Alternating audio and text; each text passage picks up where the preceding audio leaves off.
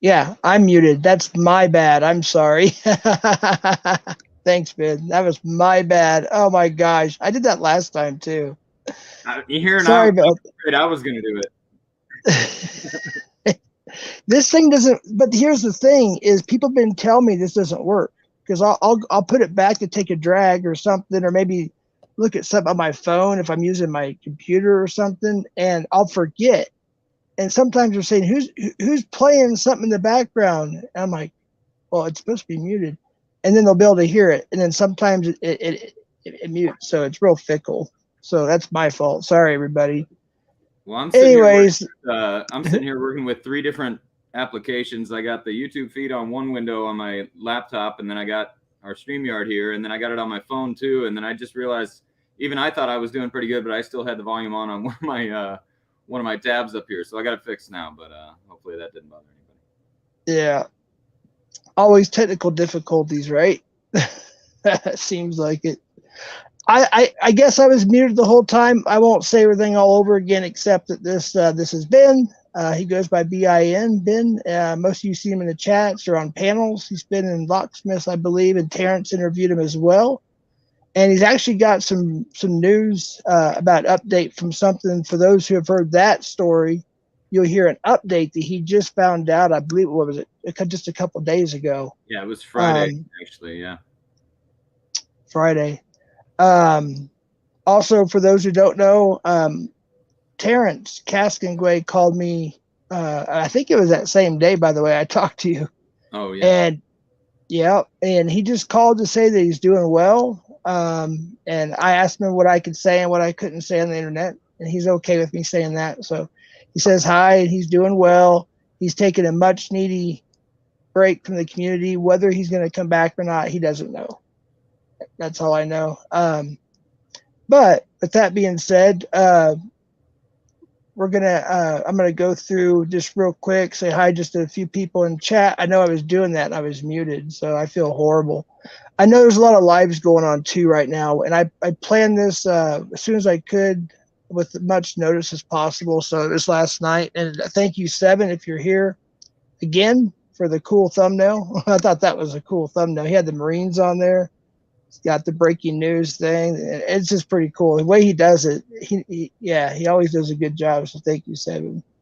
But anyways, Constantine, OJ, Andrew Starr, Gaming Inc., Steph, how's it going? Sean, how you doing, buddy? It's good to see you. Pat Con, Mad Max, Fight for the Kids, not each other. Hello, how's it going? Haystack Sniper, Bones, how's it going?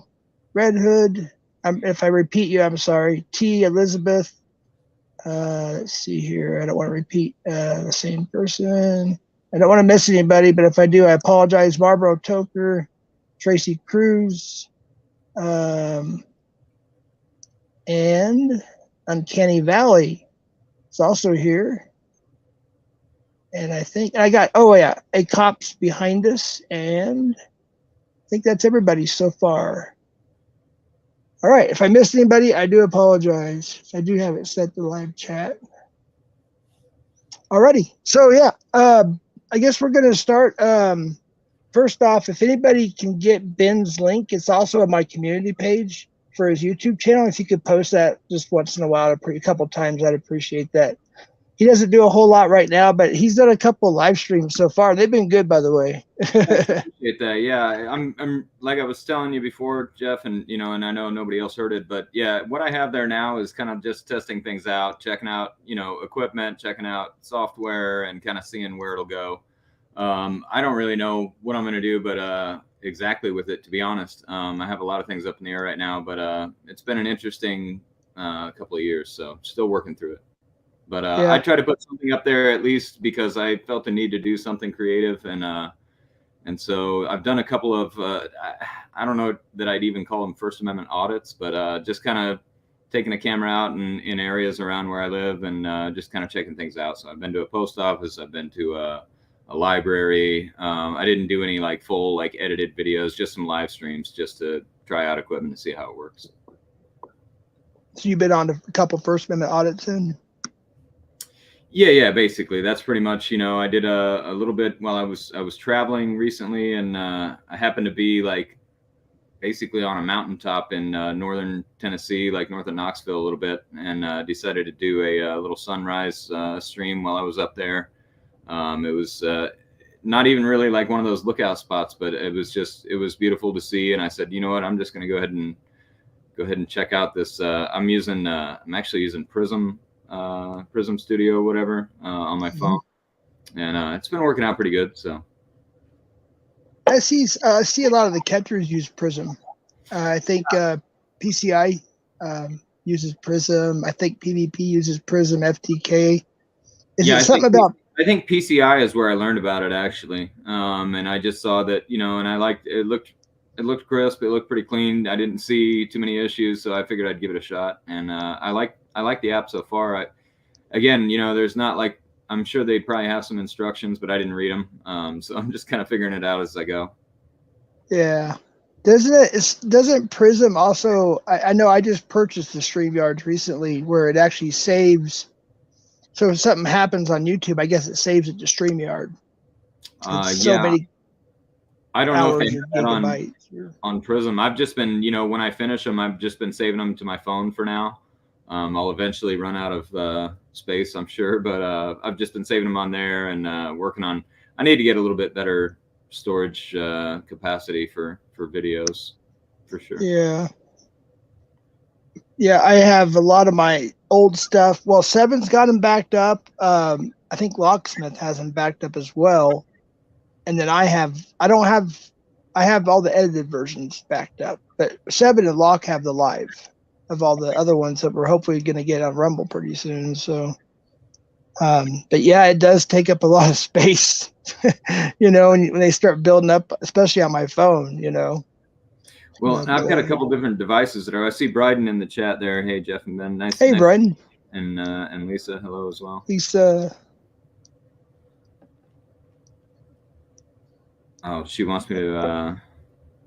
I don't have the link saved right now, but I'll just say hi, and then you can maybe follow my avatar or something and find the channel that way.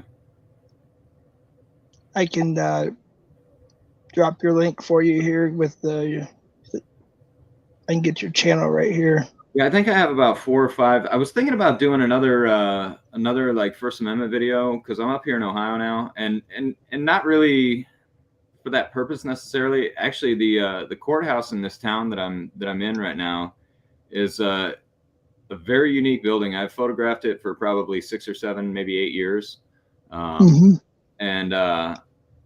it's asymmetrical for one thing, which is interesting when you look at architecture of that era. It's like the late 1800s, and the inside is pretty amazing too. I've conducted business in multiple areas of that building before, and I don't know how they're going to be about a camera actually. So it'll be interesting to see. But I you know, I have a legit reason for wanting to showcase it, and we'll see. You know, this is a fairly small population county-wise in Ohio, and I don't know how they'll be. You know, they'll probably be okay, but you never know. I mean, that's probably what everybody thinks when they go into those places. You know, for a while there, I thought about doing 1A auditing and stuff, or 2A or both, doing a little bit of that, because, you know, to me at the time, and not that I'm saying it's not now, but I don't think I would do it now, but at the time I was like, you know, I'm seeing things happen in our country. I want to at least do something, you know, and that's actually what I thought. That's why I met a few people in the 1A community. A lot of them, unfortunately, are not who I thought they were, and a few of them, like there's a few here, are the real ones, like PDF, Mad Max, and Hebrew. Not the Hebrew you're thinking of. This is a different Hebrew, but there's a few of them, more obviously, that are really good people. Well, if you're in the South, I can't remember if you're in New Mexico or Arizona or where, but there's a lot of 1A auditors in those areas. I know. Yeah. People that I know. So I've watched some of those videos before. Yeah. I didn't realize we were Unless you want me to move it back, I can do that. If that looks too close Well, to you, I I can move probably it back. just look sleepy. Apologize. Okay. I'm still No, catching up on. I didn't realize it was so far back, but I can move it back again. It's not that bad. There we go. I guess we'll go ahead and start. We talked a little bit, of course, before this, you and I, before we went live and everything. And he can answer it however he wants to answer it. It's up to him. And, so I don't want him to answer anything that make him feel uncomfortable or anything like that at all. So, but we kind of talked a little bit kind of where we would start, I guess, like at an age or time in life or something. And I think you said around the age of 8 or something is where you kind of wanted to start. Yeah. So I guess if you don't mind telling us, you don't have to don't dox yourself, obviously, but if, state or something, wherever you want to say, it's up to you where you were, what you were doing or whatever. Sure, no problem. So, and like I've told you, Jeff, I won't intentionally dox myself, but I'm if somebody wants to find out who I am, I'm not trying to hide either. You know what I mean? There's yeah, it's a lot of kind of the reason why I, after 30 plus years, why I, kind of I was tired of holding it in, I guess, so yeah, going back to when I was 8 years old, and I grew up in Nebraska, which anytime I say that, there's sort of this, I don't know, people just like hear that and they think, oh yeah, there's a lot of messed up stuff that happens there. And there is. yeah. However, I never looked at it. I guess I didn't think that Nebraska had a worse reputation than anywhere else. You know what I mean? I grew up there. So, there was things that I did like about it and things that I didn't, of course. But that is the location where it took place. Yeah. But yeah, it was, and 8 years old, I say that, but to be honest, I don't 100% know. I didn't, like I was saying, I didn't keep a diary. I didn't write this stuff down. I mostly hid it and kind of, what they say, memory hold it, I just shoved it away and didn't tell anybody. But yeah, I did grow up in a very, I guess you could say, religious household. My mother was, very active in the church. I wouldn't say my dad quite as much, but we were like a Sunday morning, Sunday night, Wednesday night, that kind of thing. Church summer camp, we did all that stuff. Yeah, same here. Yeah, so I think a lot of kids are familiar with that, and I don't want to say that it's bad everywhere, but it's, I think, a big reason why. And I hate to go off on a tangent, but you see that, people that affiliate with certain religions or as being religious or whatever, why that's on the downfall, because there's been a lot of corruption and really evil things that have happened within those environments. And again, it's not everywhere, but certainly was my experience. So yeah, going back to around 8 years old. Yeah. Like I say, my parents, I have no issue with my parents. They're great parents and they did a great job, the best possible job they knew how to do.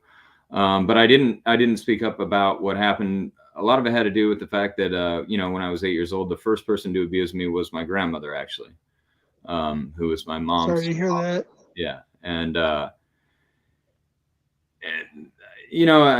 it's something that a lot of people, it's not what we typically see. Usually if we see female predators, they're, in their mid to late 20s and they're going after 13-year-old boys, that's typically what you see. But there's other examples of it out there. And again,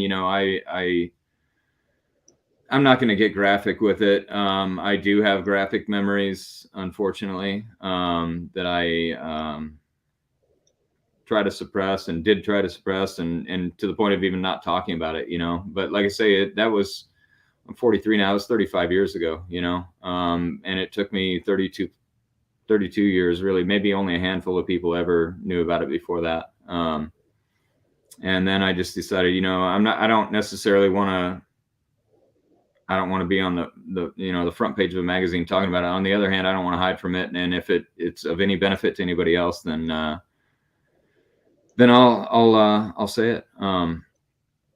So that was the first time. And then and really it was more than one time that actually went on. I can recall at least, and it's tough to remember stuff from that age, especially when you purposely try and use it. But I can remember at least 3 occasions actually. And then you go forward a couple of years where I thought I was pretty much through with all that or whatever. And then it was my older brother, that abused me in that way.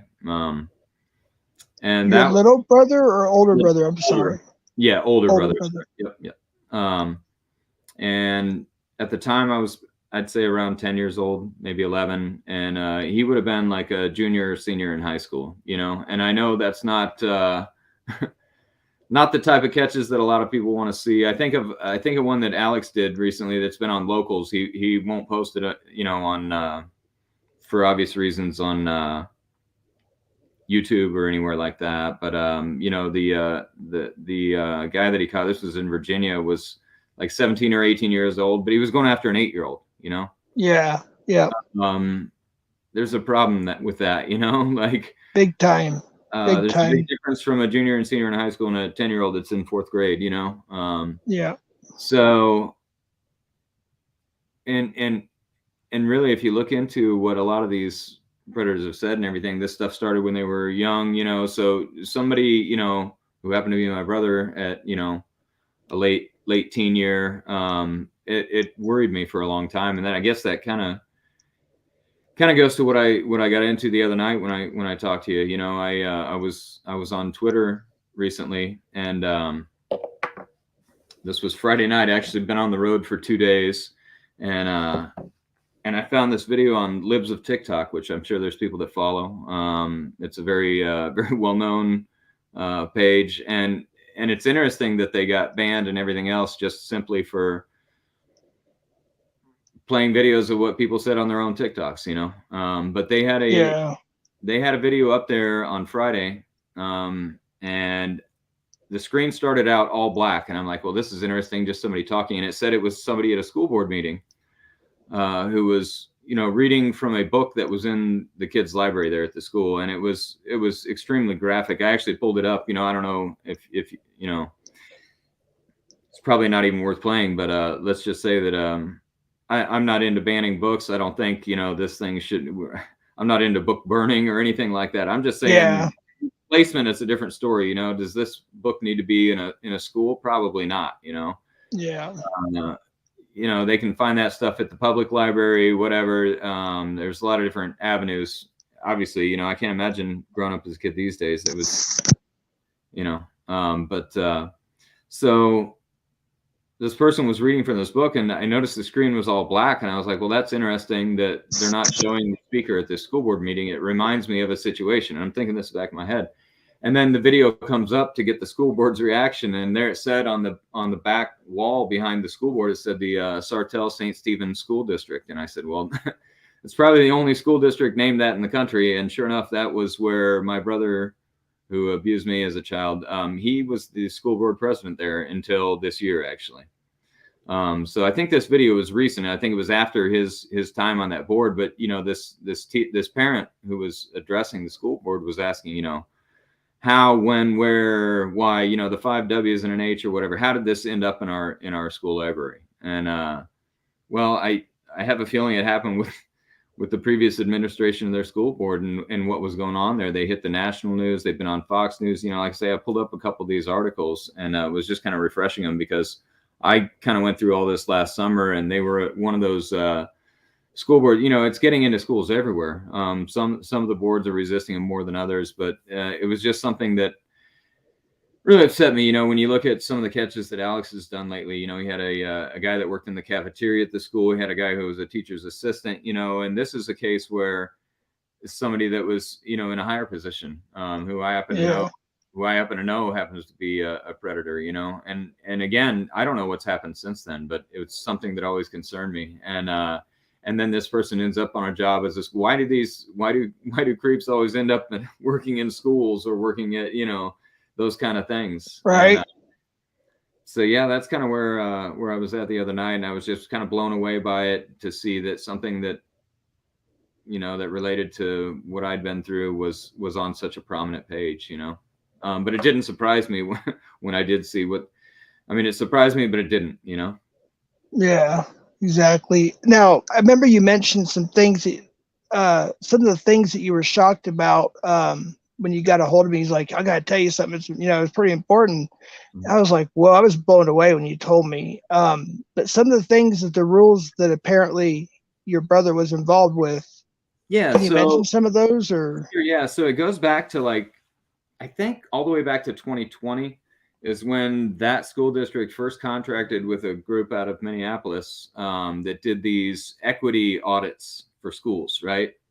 And I don't know if you know equity; it's a buzzword. If you listen to, and I highly recommend Dr. James Lindsay, who has a YouTube channel, although there's not as much on his YouTube anymore because he started getting banned, I think, or whatever, or getting strikes. His podcast, however, has all the information and it's really broken down. But he gets into a lot of, because one of the things that upset me, as I'm kind of the type to question things when I see him, with what's going on in school, and I will say I don't have any kids at all. Okay, my interest in schools are for the future, and also because I was a kid once, and I don't want what happened to me to happen to other people, and I see the craziness that's going on. So that's kind of where I come from with that. But I'm like, well, I see the crazy stuff going on, but it's like, where does this come from? How does this make its way into the schools? And the more I started digging into that, and my own past situation is where I started to see this sort of nexus between the leaders of these school boards and how they bring in these audits and these surveys and these, all these sort of cockamamie theories that come into play in schools nowadays. And that's really how it was happening. They hired this group out of Minneapolis to come in and do this audit, this survey of their students. And they were asking, elementary school students. And the case that ended up that got it national attention, went up on Fox News and CNN and everything, was a fourth grader who was being asked, these critical race theory type questions and things like that. And then was told that they weren't allowed to discuss the questions or their answers with their parents. And that's what the teachers and people were telling this little girl who was about 10 years old, about the age that I was, and then so then these parent groups started to really get organized and active. And I kind of started following on the Facebook, and they had already done a lot of the legwork, in the 1 to 2 years before that. And they were demanding the resignation of my older brother, half brother, that abused me. He was the president of the school board at that time, and then the chairman or whatever, and then the co-chair. They were demanding the resignations of these people because they were, not only was it the nature of the survey and the fact, but they were able to do Freedom of Information Act requests and get the emails from them, and found out that my brother had actually read all the questions. He knew what was on this survey. Because some people try and pass the buck. No, he knew exactly what was in it. And then they get into, once the parent groups really started to show up at the school board meetings, and they were very vocal. You've probably seen these school board meetings gone awry, whatever, on videos. Mm-hmm. And that was happening there because these parents said, no, we're not going to let this happen. This is BS. What do you and so they got organized, and then the emails that were uncovered were like, well, how do we limit this? What can we do to silence these people so we can keep whatever going forward with whatever agenda we're trying to do? And one of the things they came up with, well, they wanted to completely eliminate the public speaking. And this was all proven in the emails. What they talked about, well, we can, and then, they were advised, well, we can't do that. You can't get rid of it completely. It gets our First Amendment. Right. So what they decided to do was they just decided to completely black out, because they broadcast this stuff on public access TV and things like that. So they decided they were just going to, that's why you see when the mom, the parent is speaking at this meeting in this most recent Libs of TikTok video, she's completely, it's just a black screen. You can't see who it is. And that takes so much away from when somebody is, you can listen to podcasts, vocal, audio only, but when you're talking about a meeting where parents are, and it's a public record, and they limit half of what you can actually see, they're trying to exactly effectiveness and of those speakers and their mental state and how they feel about it, so they try and take a lot of that out of it. And it was intentional, they were intentionally trying to limit those things and to, kind of control the narrative space, Yeah. Now, remember you mentioned to me about the black screen, and it didn't show the name of the school or something of that nature, and then it went to another screen where it showed everybody in the light. Can you explain that just a little bit to the audience? Yeah, so once the parent had finished speaking, they were allotted a certain amount of time, whether it's 2 minutes or three, I can't remember exactly. And when they finished, then they changed the camera and go back to the school board members who were there, and behind them is the name of the school district on the wall. And your brother was part of that. That was allowing. Yeah, that was some really when inappropriate activity going Ryan, on. when these parent groups formed, it was when he was running that show. And this most recent election, this midterm election we just had, well, school board was elected there in that district. And there's 3 new members on that board now who are part of, in some way or other, those concerned parent groups. So it looks like hopefully they'll be maybe getting back on the right track now, but they've got a long way to go. And these things are, again, I mentioned Dr. James Lindsay before, and anybody who doesn't listen to that New Discourses podcast, that's where you can find out how this stuff is really infiltrating. And it's a 40, 50 year process, but it's very interesting for anybody that's so inclined to learn more about it. Absolutely. If you have any links you can send me, I can put them on my community page for people to view or whatever to look into that. Because I know when you were telling me, off air, obviously, was a little bit more intense, about what you were saying. It was pretty, I think when you had your interview with Terrence, he knew about your situation with your brother and everything. Yeah. And that was, since that interview, that's kind of a breaking news thing for you. Yeah, well, I've kind of that out a little bit, but I had contact with him a couple of years ago, and really haven't had much, like, for most of my life since I've been an adult, but I did a couple of years ago, kind of just inform the family of what had happened, and I just said, by the way, I'm not going to be quiet about this anymore because I care about it, and he tried to contact, but he's completely lied and denied. Yeah. And that's really, to be honest, it's not a comfortable topic. It's not like something you want to relive every day. You know what I mean? I probably would have let the whole thing go and just never said anything about it again. But the denials is what really is I guess, lit a fire under me. You know what I mean? To where I'm just like, no, I'm not going to just sit down and just let you get away with it. So I've been a lot more vocal about it, and I've gotten involved in this community, and that was kind of by accident, to be honest. I wasn't seeking out. A video was sent to me, and I didn't even know this community existed. And then I found a lot of people that understood what I was talking about. So that's how I ended up here on this video. That's cool. If you don't mind, I want to go back a little bit to your military days. Is that okay? Yeah, by all means. All right. If you want to tell us about how that went, what you did, what branch you're in, and I was going to ask you this earlier and I forgot. If you don't have it, that's okay. But you have a picture you showed on Locksmith. Did you have that? Maybe you can show that maybe a little bit later too. yeah, I've got it. Here, actually, before I even get started, I can do that. Let me go over here. We'll do a edit audio avatar. There we go. And we'll stop cam. And there we go. There it is, Full Metal Jacket. Let me put that on a large screen real quick. I think I can put it on a, let's see, solo layout. I think is what it's called. Let me see here. Whoops. Over here, and then this. So if you guys know what Full Metal Jacket is, now, is it R.E. Ermey? What's his name again? So his name was R.Lee Ermey. R.Lee Ermey was the actor's name. Actor, Marine,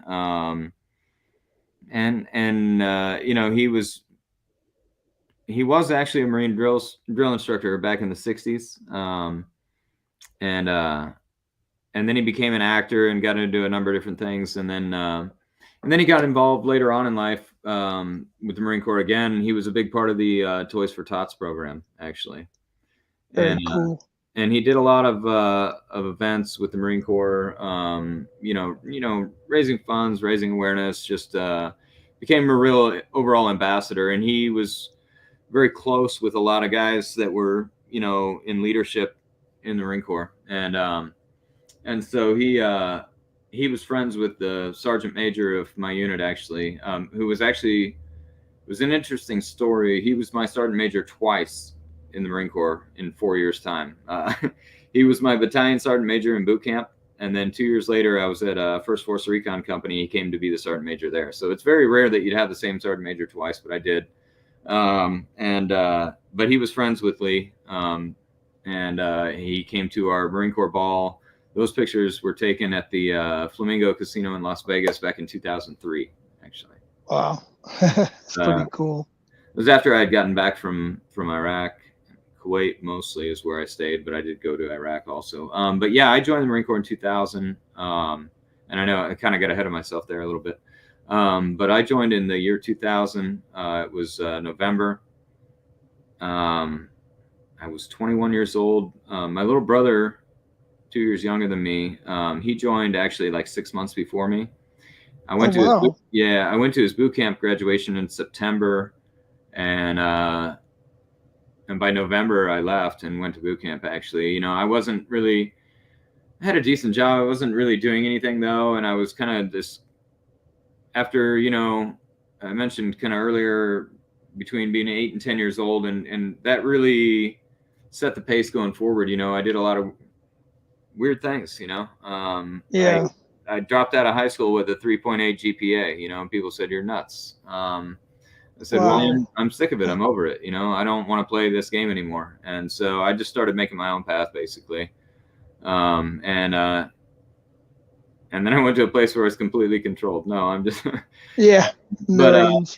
but no, it was a good thing.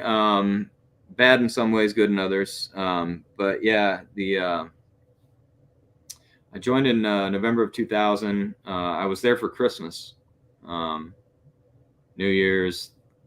It was after Thanksgiving, Christmas, New Year's. I ended up graduating end of February.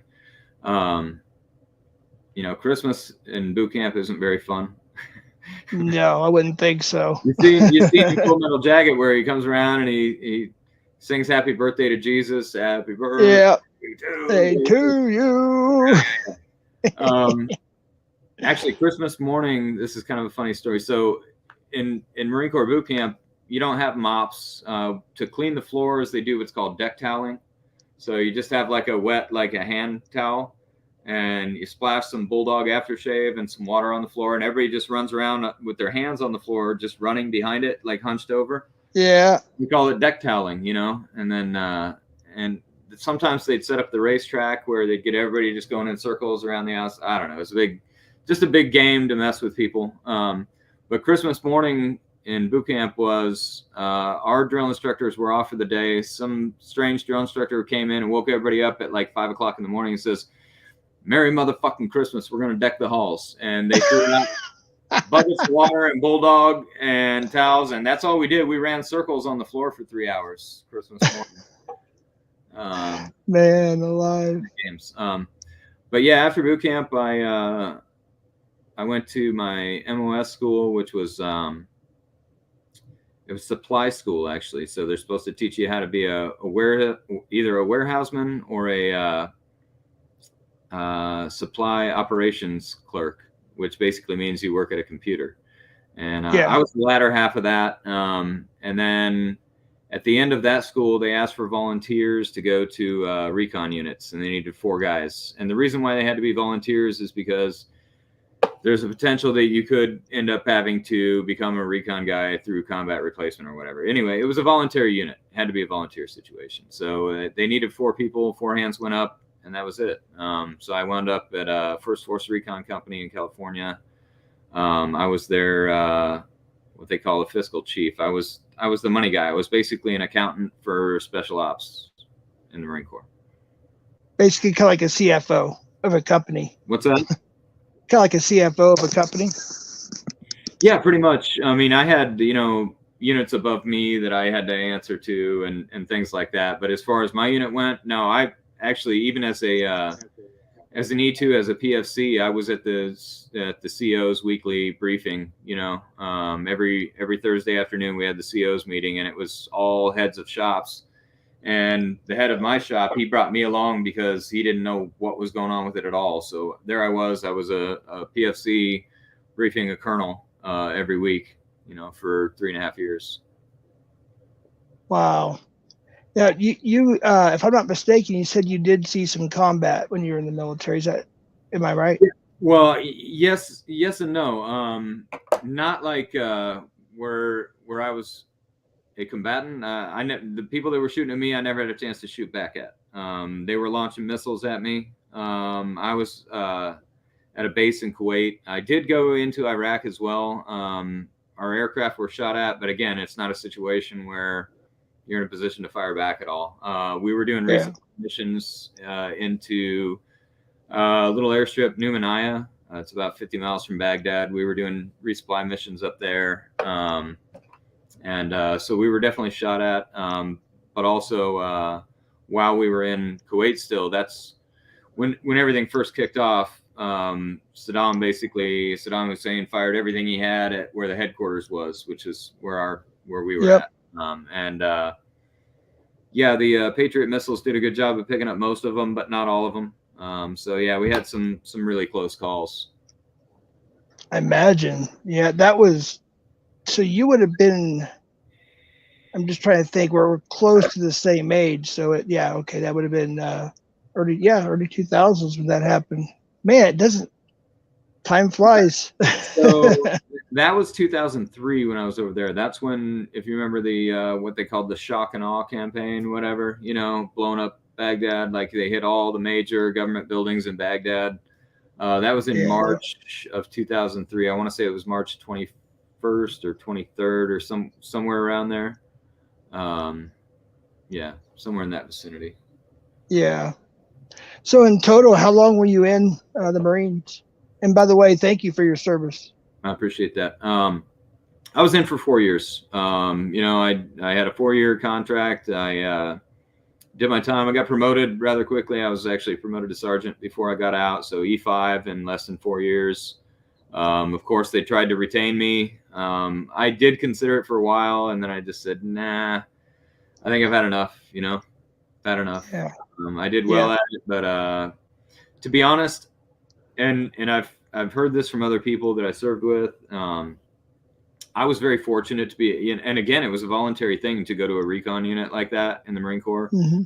But you talk about the best of the best, the best of the best of the best, actually. These guys it was all voluntary, everybody in that unit, and you had to meet certain, criteria, not just, test wise, how smart are you, how much can you do, but also, for most of the company physically, what could they do, what could they learn, how well, how dedicated were they? So, it was a situation where, that any other unit you go to after that, it's going to be a letdown, And so, I kind of opted not to continue. Gotcha. Yep. Makes sense. Yeah. My son-in-law, he was in for the minimum time too. I think the final year he was, what do you call it? Inactive reserve or something of that nature. So they call it individual ready reserve, IRR. Basically, anybody that signs up for a military contract now, you sign up for 4, but it's really 8. You have 4 years active, and then you have 4 years of IRR. So that if anything kicks off in the next 4 years after you get out, you're still probably in decent physical shape. They know about where you're at. They can bring you back. That's basically what it means. And it happened to they have a different program where it's a stop loss issue. And I had a couple of friends that went through that back in 2003 that were scheduled to get out. But they're like, okay, well, we're getting ready to deploy as a unit to Iraq, and we're not going to let you out right now. So they would involuntarily extend them by like 6 months or a year, Yeah, absolutely. That happens too. Yeah, there's a lot of things in those contracts that, you don't ever expect to happen, but they're there for a reason, and they do happen. Yeah, absolutely. Chat, just real quick. Sorry if I haven't said hi to anybody. There's a few people that came in. Hapsters, hello. GLM, hello. And then mods, if you see anybody that's causing any problems, whatever, just time them out. Trying to ban anybody. We don't want to do that. I try to allow free speech, so just please try to respect that is all I ask. So, anybody else that I missed, hello. But I'm trying to, in the Hapsters, it's really good to see you. It's been a while since I've been over to your place. I need to go. I need to get back over there when I can. But it's always good to see.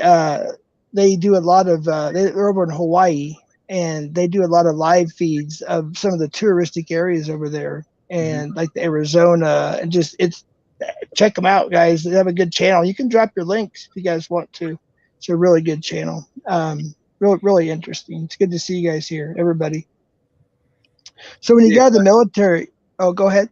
Oh, I just saw a question from the Hapsters. So what branches served? It was United States Marine Corps. Yeah. I'll actually think there. We'll flash my picture back up there again. Yeah. And of course, for those who don't know, that's it's R.Lee Ermey, or is it Emery? Ermey. E-R-M-E. Yep. Okay.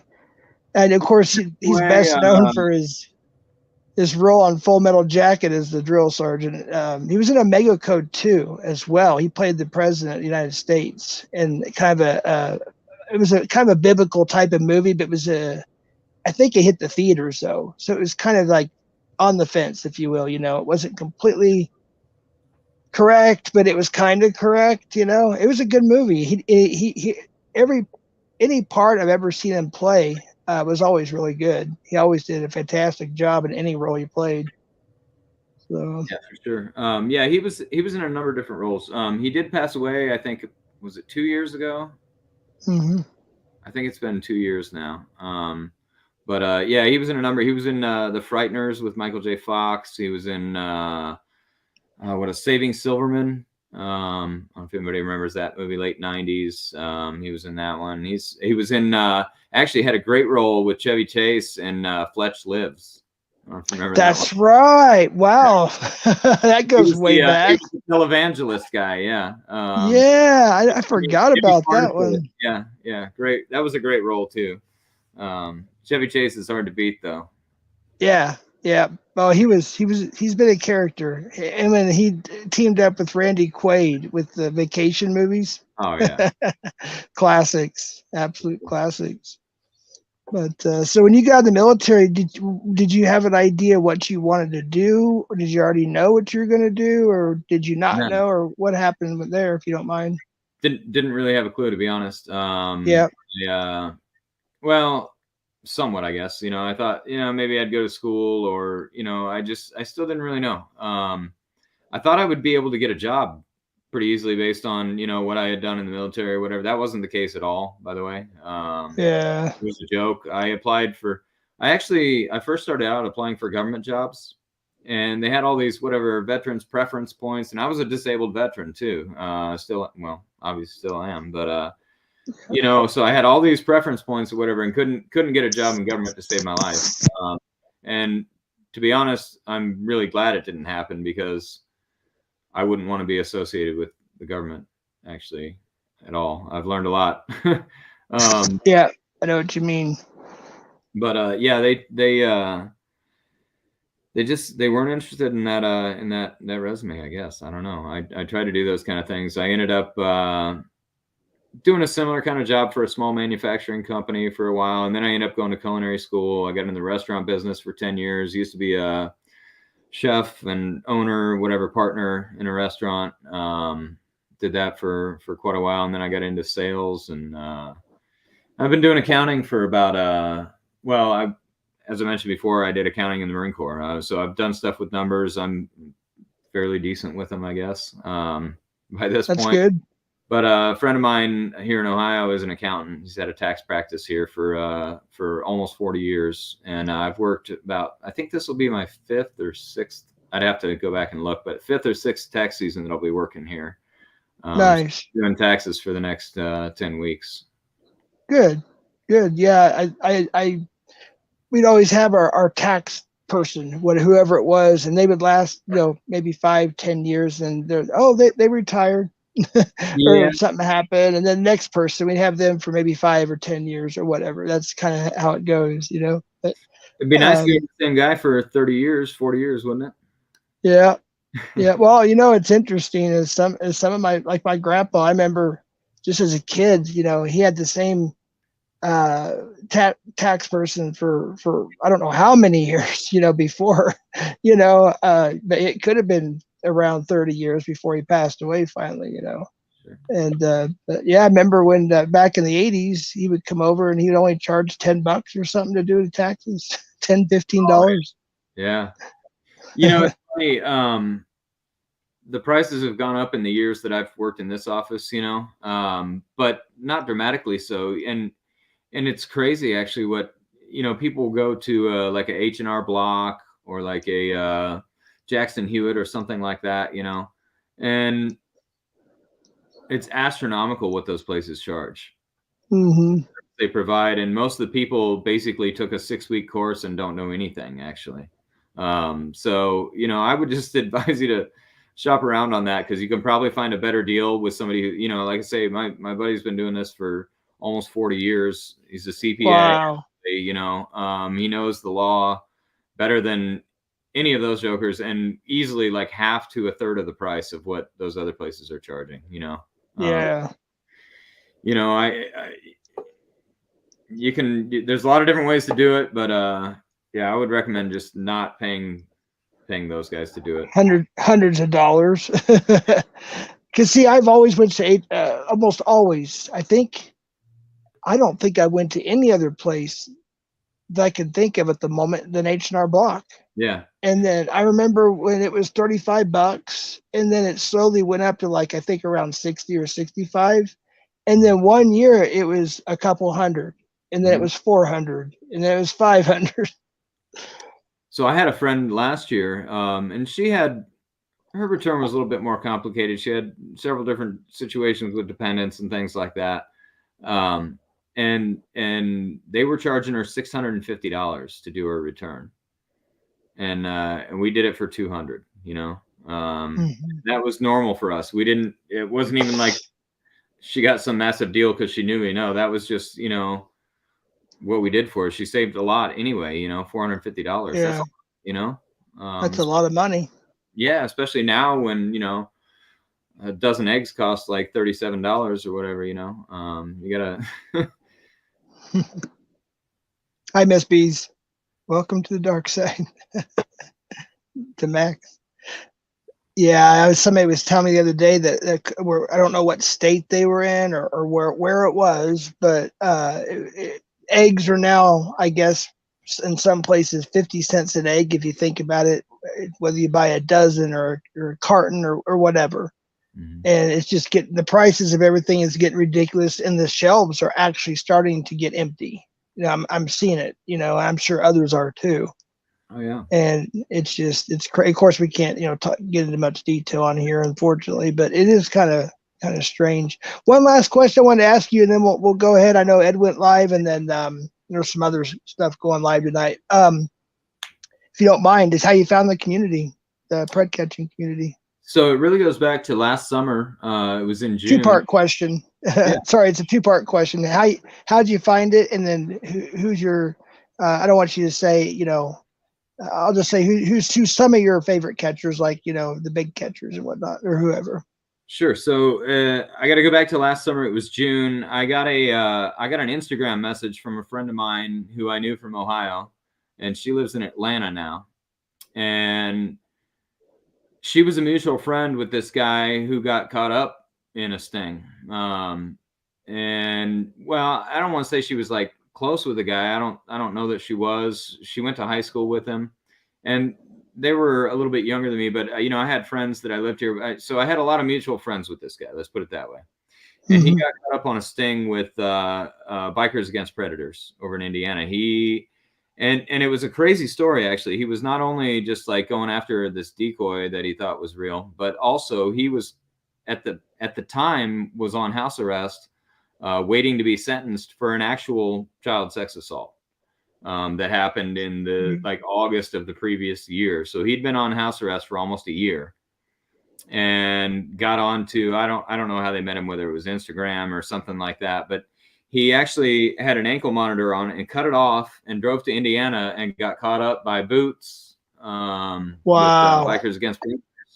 Yeah. And ran ran off in the middle of the catch. They talked to him for about a minute and a half, and then the guy took off running and got in his truck and I drove think away. I saw that catch. Unbelievable. His name is Pointer, I'll say it, whatever. It's been all over the news. You know, he like I say, he was like 3 weeks out from sentencing for his other charge when that happened. And Boots and whoever else, Vans, I don't know who came with him, went to the court date or whatever. They spoke with the prosecutor, and the prosecutor, they were going to, I don't want to say slap on the wrist, but he was going to get like a small, you know, like a 3-year sentence for this actual child sex assault that he did. Well, Small after sentence. getting caught there and with, you know, the publicity attached to it and everything, he ended up getting the full max. He got like 12 years. So I saw that, you know, and I've been going through, you know, after finally coming clean about everything that happened to me, and or not coming clean so much, but being open about it. In the 1 to 2 years previous than that, I got really into it, and so I started watching. I watched everything that those guys had on Facebook, and then being on Facebook, that's how I found. Then I found PCI, PCM, whatever. Still, definitely favorites there. They're good. I then around that time in July is when Cam was on his like massive streak of like whatever 25 busts in 2 weeks in Atlantic City or whatever. So I became a big fan of Cam, and Me too. Still now, you know, he's a great guy, and he gave me him and Ray make a good team. Oh yeah, he gave me my first wrench. You know, I got to say that was appreciated. I was like, holy crap. You know? And I will say, I don't even I don't block people. I don't do anything unless they're just like those, like, you know, spam bots or whatever. Then I'll block those guys. But other than that, I pretty much let people speak, because I'm also a big fan of another free speech advocate of Alex Rosen, of course, as well. Absolutely. Yeah, definitely another favorite. I got to say PvP too. I actually I sub for PvP's Odyssey account. Nice. I like to get him early. I like to see what he's, and plus he puts stuff on there before he's really even edited it. So you can catch some pretty interesting ones on there. So yeah, that's kind of the main, I guess the main sort of, I watched a lot of well, and I cannot forget, I'm sorry, I almost did. Another one of my favorites, and he doesn't have very many catches out there, and most of them have been taken down on this platform, but he's slowly getting them up on Rumble. But EYLP, who's down there in New Mexico. He's southern New Mexico, down Las Cruces. Yeah. Awesome guy. We've chatted a couple times just through like DMs on Instagram or whatever. Super cool guy. That's awesome. Mods, if you can, you know, whoever can, if you can drop the links to Alex's Rumble and Locals and PvP's Rumble Locals, YouTube, and then the other you mentioned. EYLP Rumble now? You say he's on Rumble, right? He's got a Rumble account, yeah, and he's got he still has a YouTube account, but my favorite catch of his has now been removed by YouTube. But wow. Yeah, it was this guy named Luis, and he met this guy at like a Burger King or something like that. One more second. And PCI and PCM. Okay, go ahead. And Cam, Mr. Webb. Go ahead. He met this guy named Luis, and they went outside, and he was talking to Luis, and he, you know, he said, you know. And Luis was trying to hook up with like an 11-year-old was his decoy, you know? And he was like, man, this is all kinds of messed up. You know, how do I have any faith? So he got him to call somebody, right? Mm-hmm. And this guy inexplicably calls this girl who was one of his victims when she was a kid, her and her sister. And I don't know why he called this girl. And she coughed it all up on the phone with EYLP. Told him the whole story, and he was just flabbergasted. He's like, "Oh my God, I can't believe what I'm hearing right now. I'm so sorry that happened to you. You know, we got to do something about it." And about that time, as she's starting to, you know, and they're trying to link up and get information, the guy swats the phone, grabs it, whatever, and goes running. And they end up in a little mini boxing match in the parking lot there. And no wonder he got removed, I guess. But But the guy drives off, and I guess, you know, what he told me on Instagram is he hasn't been able to track that guy down again since that day, you know. Jeez. Yeah, I tell you what, just from what I've seen with Alex's catch, all of them, there's too many to name. And by the way, I have respect for almost every catcher, to be honest with you, as far as the catching part goes. Yeah, for sure. Um, not necessarily I agree with everybody on everything, but I have to say anybody that's catching and making a difference, exposing them is good in my book, especially the ones that do it all the time. And I have to say Alex has been and probably always will be my favorite catcher. And everybody knows that. But it's just the way he does it, and I seen him go from being a little immature, back in 2019, even a little bit of 2020. Then I saw that transformation, and it was Nebraska. I think it was the Oh, Jamie Jamie. catch, Yeah. and I became an instant fan. He was the first person and the only person I ever became a member on his YouTube for a long time. I became a member of a few other channels like Trap. We and him kind of became kind of buddies for a little while online, and I think he's in Rumble now. My membership's gone. Membership's gone with Alex, but I went and did the locals when it was still $4, and I actually like locals way better than some of the other places. I think it's a great for him. Like I say, I sub on PvP's Odyssey account. And it's good. You get a lot of he provides a lot of content on there, but it's not the same as locals. Locals is more of a community. It's definitely I think it fosters that environment.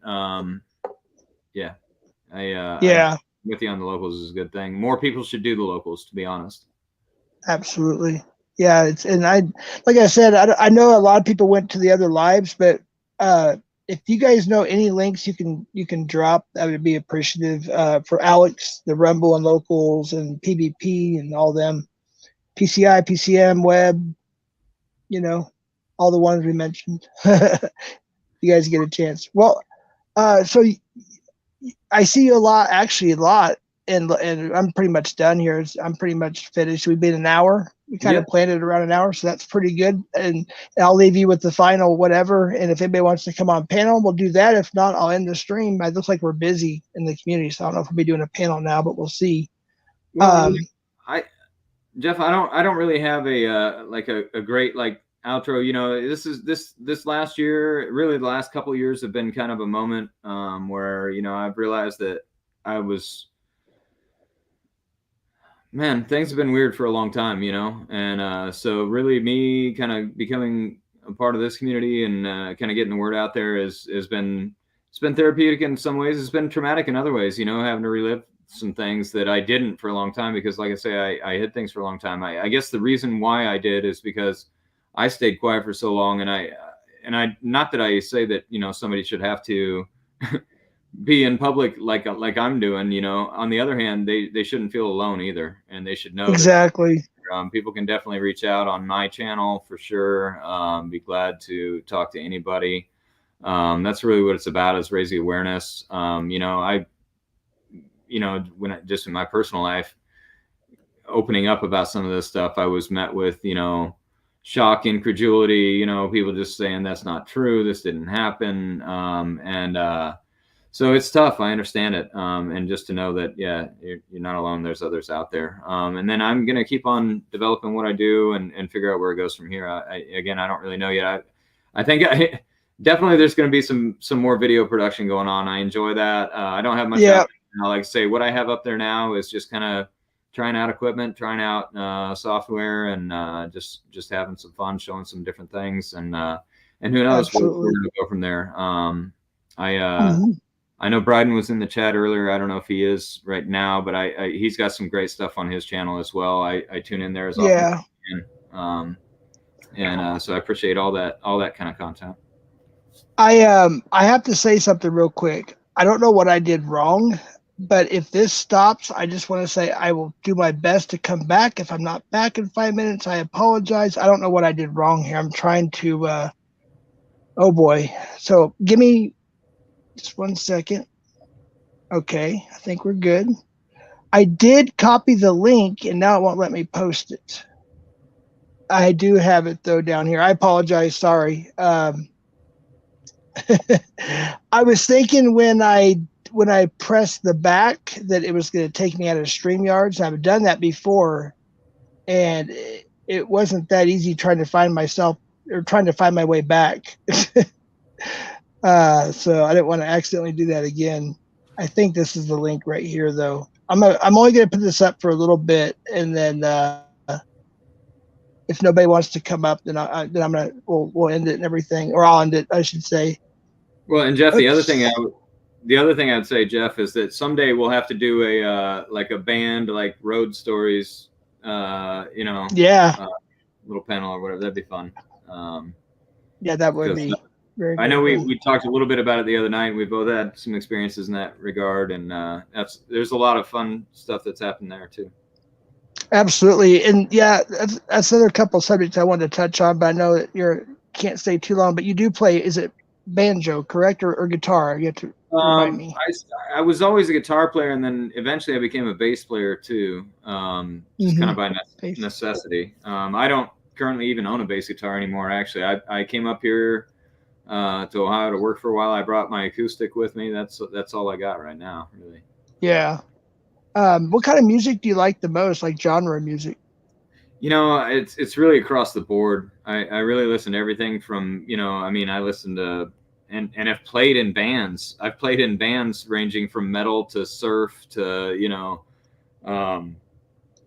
more like alternative, whatever they call alternative, like Chili Peppers style to like rock bands to like, Guns N' Roses kind of stuff to, there you go. I've really done a little bit of everything, and I listen to even more styles. I listen to. I don't really get into a lot of like the modern hip hop stuff, but like '90s, yeah, like I grew up on that. I'm sorry, I don't know how the heck that was a YouTube link. I'm sorry, I thought I got the actual. I may have a problem. I may not be able to drop a link. I thought I going to drop. Actually, I can. Did I send it to you via? No, I sent it to you via text. Is there a way you could give that to me via StreamYard? What am I giving you?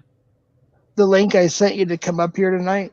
Oh, yeah. Hang on a second. I got it over unless here. You're modded, unless you can post it in the chat, and then okay. I thought I swore I saved it, and that might be it there too, but I could be wrong. I don't want to put the wrong link and somebody end up on somebody else's panel. I got it. No, there it is. All righty. I appreciate that, Ben. There's the StreamYard link. And Ben, whatever you're doing as far as like your see, how do I pin this? Sorry. It should let me pin it. I don't know why it won't let me pin the link. Oh, I think I have to copy it, post it, and then pin it. But yeah, the few streams you've done and I've seen have been fun. By the way, you should continue doing that. I think people enjoy that. I try and keep a healthy balance. I don't want to be perpetual talking head, but if I have something to say or or sometimes and especially for the next like 10 weeks, I'll probably be quite limited just because I'll be pretty busy with tax season. But normally, maybe once a week, maybe twice a week at the most. I don't try and go on there all the time, Yeah. I don't want people to get bored of me. I don't want.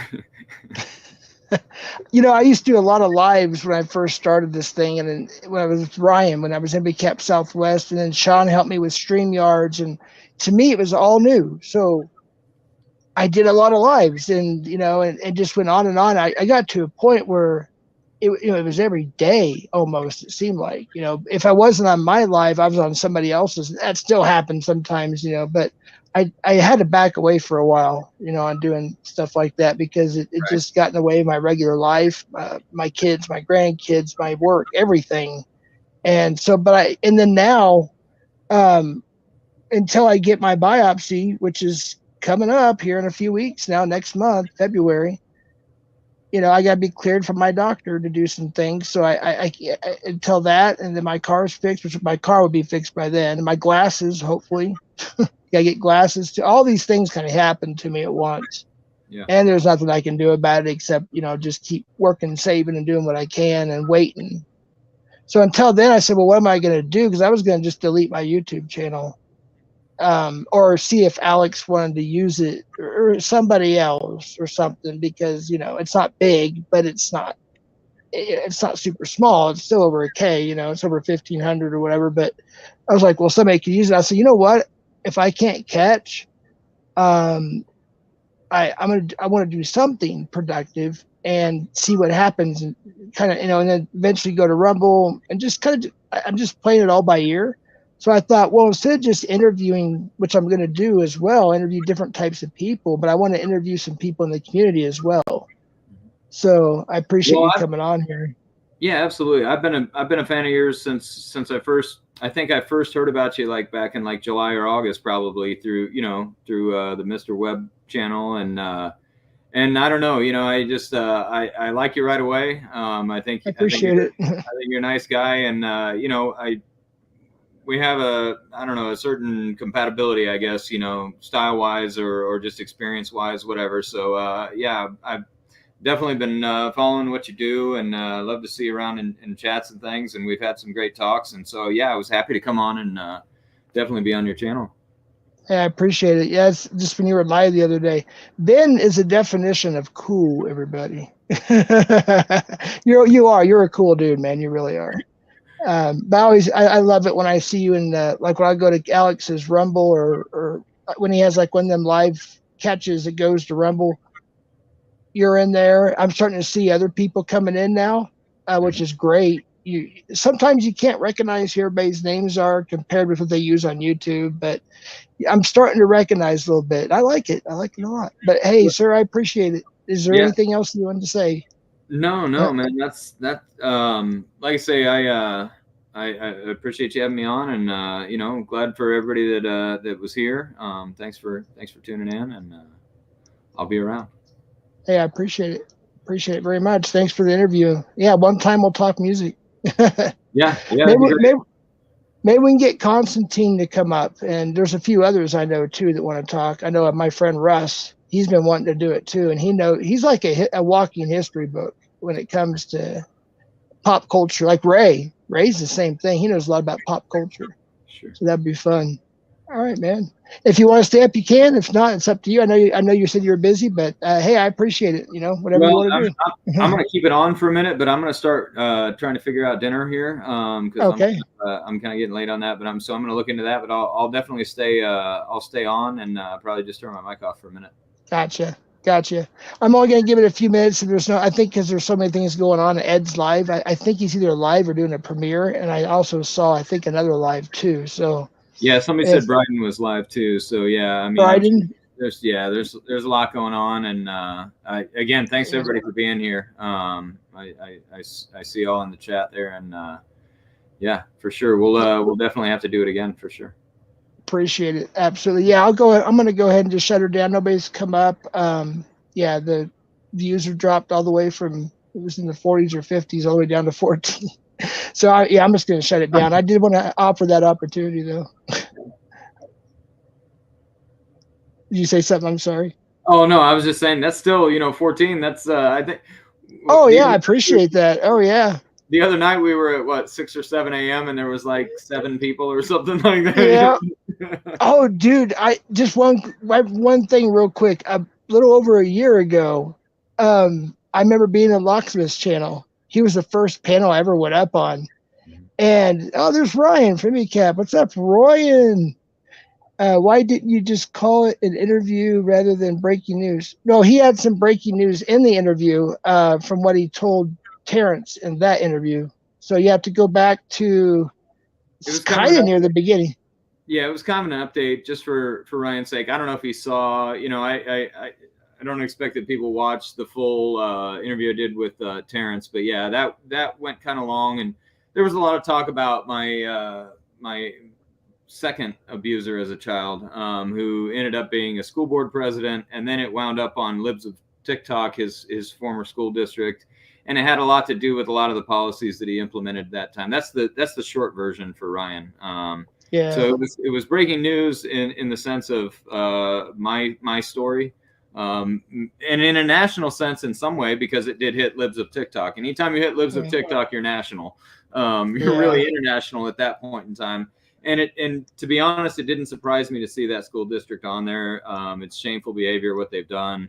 But that was the sort of breaking news of it. It was breaking news in the sense of sort of where I had been. Oh, there, he acknowledged. Oh, okay, got it.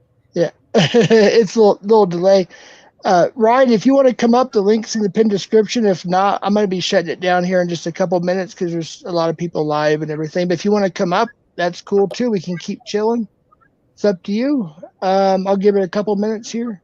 Again, BiN, I appreciate you. I appreciate your service for the military too, for sure. Thank you, and for your story. And I hope whatever you do in life, it makes you happy. You know, and I know that some people find a lot of therapeutic. Find it well. It's not as what it used to be, but I know catches in themselves, you know, are very therapeutic to a lot of people. You know, including myself. You know, and so I think. Hey, if we all have to go to Rumble, we have to go to Rumble. I don't know, but yeah, I don't think. The way I look at it is whatever it takes. You know, obviously the Preds aren't going to stop. So you know, as many catchers as there are out there now, you look at some of these guys have been caught by 2 or 3 groups. You know, or they've been caught. There was one PCI caught recently. It had already been busted. Like it was his 3rd time getting busted. You know. Mm-hmm. And he still hadn't got locked up yet, but he was already an RSO. It's like, what the hell, you know? How does this keep happening? But yeah, it's got to keep happening. That's the bottom line, you know. I remember on To Catch a Predator, they caught a lot of people. What saddened me the most was, well, it's all sad. I think Chris Hansen even said that, and some other people. It's the military guys they were catching, and I think there was a cop or two and an elected official. But man, it's just you can't just people. Some people will profile a ped or whatever you want to call it. You can't say the whole thing on here now, but pred. They'll say, "Oh, it's the person with that dresses like this and lives in a house like that." Yeah, no. It could be anybody. They're your school board presidents. They're policemen. And in many cases, people that are in close proximity to children, they put themselves there on purpose, you know? Yeah. I saw one, I watched, it was an old one. It was on just earlier, a little bit ago, I watched it. It was reposted by CPP. And I know a lot of people, whatever, say what they will about, you know, I don't, again, like we talked, like you mentioned earlier, Jeff, you said, hey, if they're doing the catch, that's a good thing. Yeah. You know, you could say whatever you will about them as a person or this and that, you know, and I have family that lives very close to CPP, Tommy, you know, with many kids. So to me, that's whatever. The more he catches, the better. But they caught this guy who worked with a rescue for homeless teens or whatever, you know, and this guy would go out and interview the teens, whatever. But you know what his interview was, right? And he was I can only imagine. And then take him to the rescue after that. And he was just plain as day about it, you know, admitted everything, you know, this is what he was doing and had no problem with it. You know, yeah, unreal. So, you know. Now, do you know if he was arrested and convicted or what? Do you know what happened? The video was just posted in the last 24 hours on CPP. And I think it said he just got convicted like on Friday. I don't know. Wow. But yeah, it was an early catch for them, you know, like the intro said they had like 40 catches or something like that, you know, so it was an early one. And the guy just finally got convicted like on Friday. Good deal. And that was one of those really nasty, the kind that Alex gets a lot of, those real nasty ones. Yeah. I mean, they're all nasty, but. Yeah, this guy, he was trying to meet a 13-year-old, you know, who was supposedly whatever, homeless or something, you know, and it was, this guy worked at a rescue for troubled teens, you know. Yeah. Unbelievable. Hey, Casey, what's up, buddy? It's good to see you. If you want to come up, the link's up there. We're just finishing up. We're done, basically. We're just shooting the breeze. But, yeah, we just did a little interview here with BiN. And if anybody wants to come up and do a little panel, we can do that. Otherwise, I'm going to shut her down.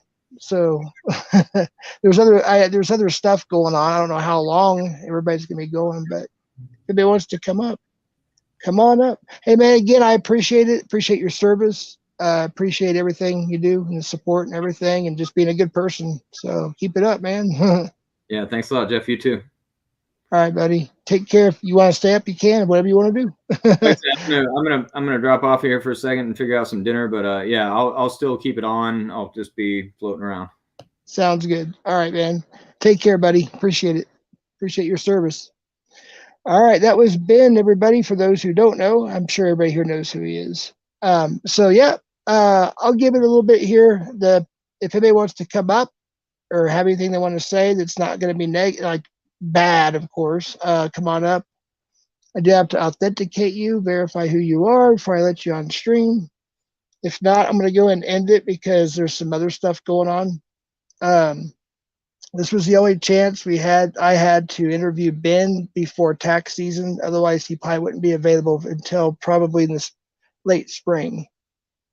So the next, I don't know exactly if OPP is the next person or Sonics. If that's the next interview, I was gonna try to find out today, but I didn't get a chance. I'm gonna try to find out tomorrow. But that's already confirmed. So I'll be interviewing OPP. That's confirmed. Let's see. There's some others too. I need to double check before I say anything though. But I think I have a total of 7. I should have wrote it down and I didn't. So I apologize. We have a total of 7 confirmed interviews right now after this one right here of various people. So, all right. Well, nobody wants to come up. I appreciate everybody being here. Casey, what's going on? -0. Thanks for being here. Rod Plum, Haystacker, you direct us to other things going on. Yeah, I think it was, I can't really because I use my phone. I think it was Ed went, I don't know if he went live or not, but it was Predcatcher News and Drama had either a premiere or a live. Meow Meow, oh yeah, Meow Meow just went live. Weekend drinking stream. Envy Cap, see what time was that? 6:05. I don't, Jose intro. I don't know what that is. Man alive. Okay, this is stuff that's been going on for a little bit here. I thought I saw something else too. I think Mr. Webb, I think, had a premiere live, and I want to say there was one more that happened kind of right after we went live or right before. So I'm gonna call it. I appreciate it. Yeah, he's doing he's calling it a weekend drinking stream. Haystack. So that ought to be interesting. And -0, those who go to Meows. Actually, I'm probably gonna head over there to be honest with you. So. Alrighty, BiN, if you want, I'm going to go ahead and end the stream if you can hear me. I'm going to just mute my camera and mic, play some music for a little bit, and then I'm going to exit out and after about a minute or two. Okay, bud? If you can hear me. Appreciate y'all being here. See, damn. What, Damone? Wait, Damone's here? Damone. I thought Damone deleted his channel. If I missed anybody, I do apologize. But yeah, I think everybody's over at Meows. I think. I don't know. He's having some kind of weekend drink. So you know it's going to be. I don't know. I'm tired tonight, so I don't know if I'm going to do anything else tonight. But I might try to stop by there. Wait, is TC here too? Wait a minute. What am I missing here? What am I missing? I don't want to say the wrong. Constantine, are you talking about the actual TC? I don't see him in the chat. I'm scrolling up, but I don't see. What did I miss? Who said TC? Later, Rob. Rod Plum. Take care. TC. What up, TC? Is he here? I don't see him. Interesting. If you are here, TC, good to see you. I don't know. Maybe it's somebody else. All right, BiN, thank you again. If you can hear me, I'm going to end it. Everybody, thank you. I'm going to go ahead and play a little music for a little bit. And hasta la pasta. I think Meow Meow is the one that's live. And Ed may still be live as well. You good, BiN? Yeah. Rock on, Jeff. All right, buddy. Take care. Thanks again, buddy. Have a good one. Too. All right. Bye-bye. Take care, everybody. Hasta la pasta.